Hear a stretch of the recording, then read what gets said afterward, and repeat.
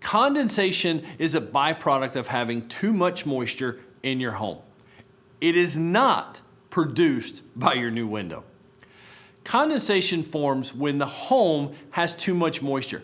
Bathing, breathing, and even cooking deposits moisture in the house. And if you don't give that moisture a way out, it's going to find a way to condense on those cooler surfaces. When you have new windows installed, the windows are so efficient. They're doing exactly what you wanted them to do.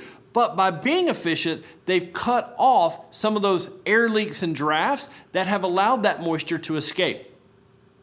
Understand, your new windows aren't producing moisture. They're just showing you how much moisture is already in your house.